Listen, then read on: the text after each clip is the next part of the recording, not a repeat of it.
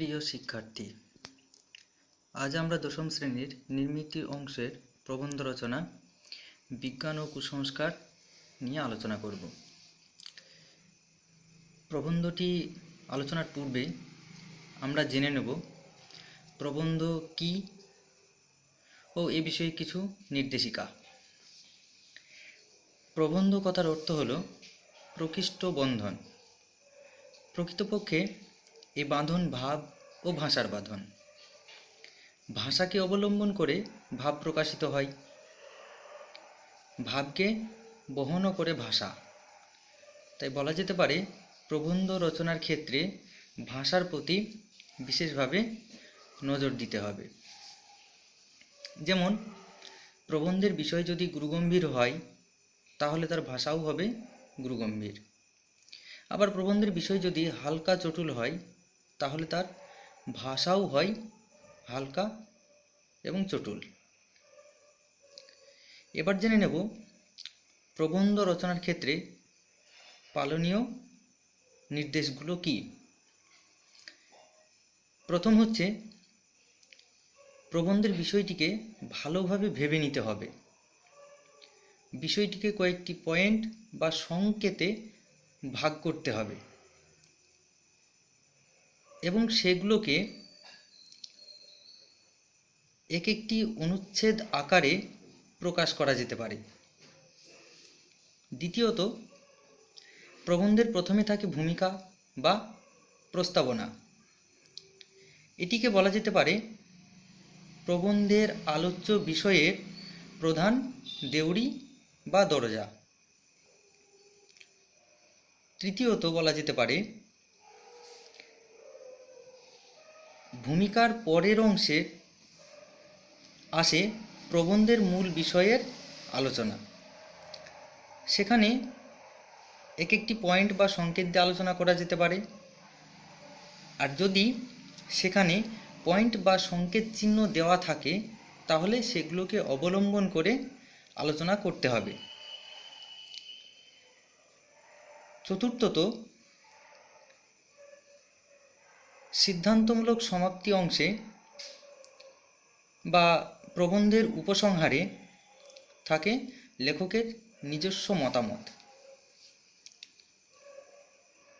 এবং পঞ্চমত, বলা যেতে পারে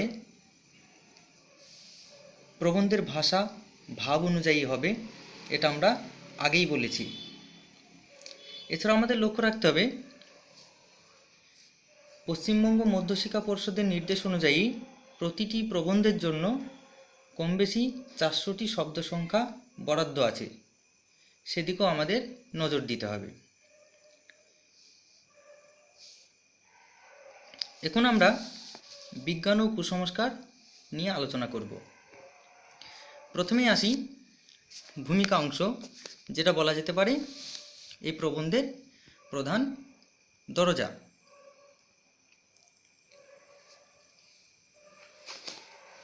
আমরা জানি যে মানুষ পৃথিবীর শ্রেষ্ঠ জীব। মানুষ তার বোধ বুদ্ধি ও জ্ঞানের অধিকারী হওয়া সত্ত্বেও মানুষ দিন দিন সংস্কারে আচ্ছন্ন হয়ে পড়েছে।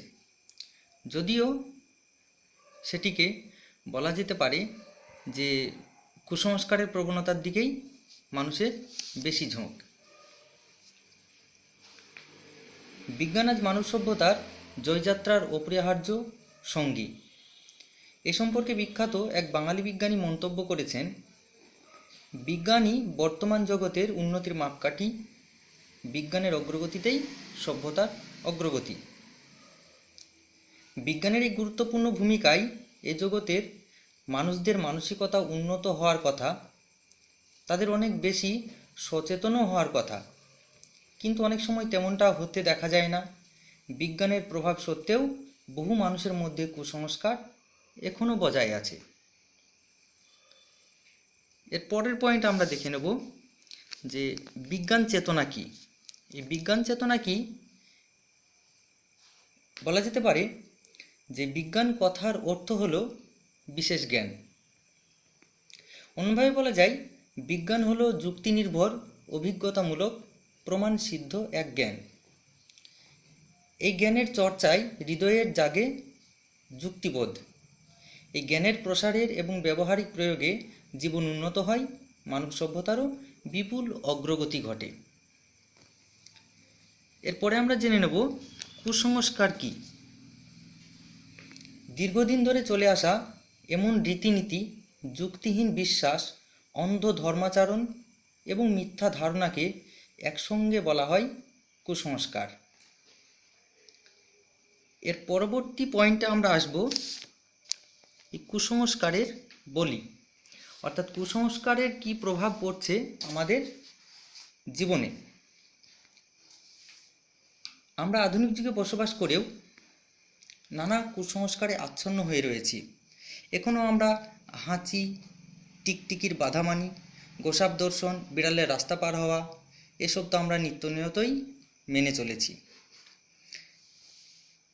এই কুসংস্কারের কথা স্বয়ং নাট্যকার রবীন্দ্রনাথ তার অচলায়তন নাটকেও তুলে ধরেছেন। যেমন, পূর্ব ফাল্গুনী নক্ষত্রে কাকিনী সরোবরের নৈঋত কোণে ঢোঁড়া সাপের খোলস খুঁজে সেই খোলস কালো রঙের ঘোড়ার লেজের সাতগাছি চুল দিয়ে বেঁধে পুড়িয়ে ধোঁয়া করলে সেই ধোঁয়া পিতৃপুরুষেরা নিলে পুণ্য হয়। এরকম আরও অনেক কুসংস্কারের কথা আমরা জানি। এবার আসি যে কুসংস্কার কিভাবে গড়ে ওঠে।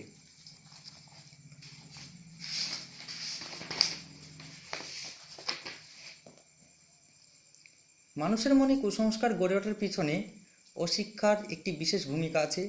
এছাড়া রয়েছে দীর্ঘকালের প্রচলিত ধারণার প্রতি বিশ্বাস।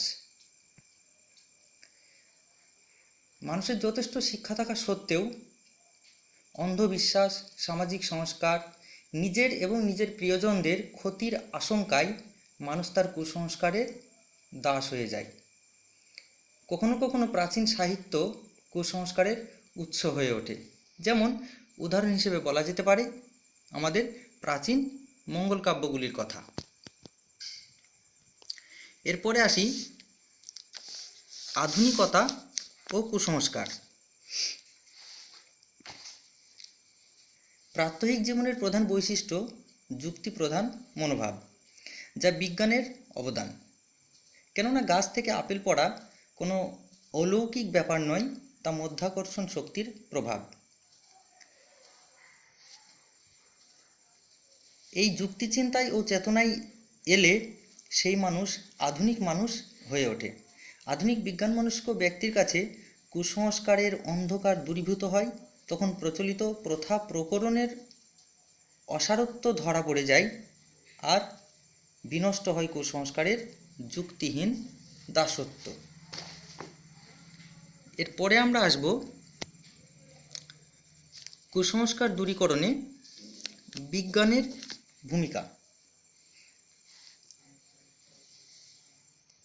বিজ্ঞান তথা বিজ্ঞান চেতনা পারে এ ধরনের কুসংস্কারকে দূরে সরিয়ে দিতে।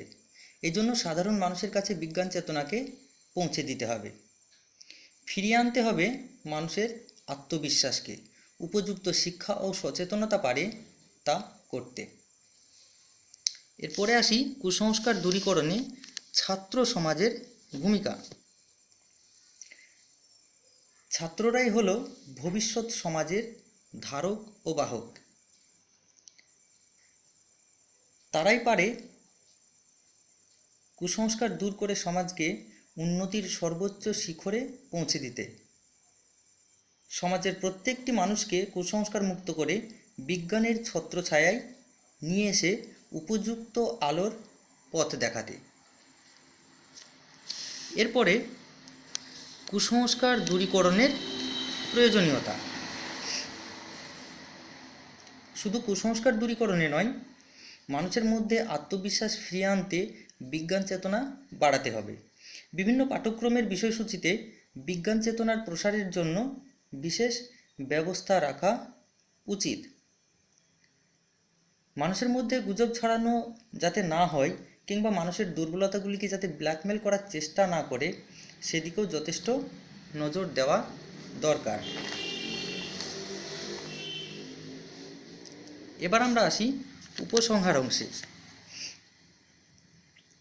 বিজ্ঞানের প্রচেষ্টায় কুসংস্কার দূরীকরণে অগ্রবর্তী হওয়ার পূর্বে অবশ্য দারিদ্র্য দূরীকরণ, জীবনযাপনের উন্নতি এবং মানব জীবনের আধুনিকতার স্পর্শ আনা প্রয়োজন। তবেই সূচিত হতে পারবে বিজ্ঞানের প্রসার, কুসংস্কারের অবসানের ভিতর দিয়ে তবেই রচিত হবে মানব কল্যাণের জয়যাত্রা। এ সম্পর্কে রবীন্দ্রনাথ বলেছেন, বিজ্ঞান মানুষের একালের প্রকৃত বন্ধু, তার প্রসন্ন দক্ষিণ দৃষ্টিই মানব কল্যাণের জয়যাত্রাকে সূচিত করবে। প্রিয় শিক্ষার্থীরা, এই ধরনের প্রবন্ধ রচনার ক্ষেত্রে শুধু যে এইগুলোই গুরুত্বপূর্ণ তা নয়, তাছাড়াও তোমরা তোমাদের নিজের মতো বিষয়টিকে ভেবে আরও সুন্দর করে সাজিয়ে নিতে পারো।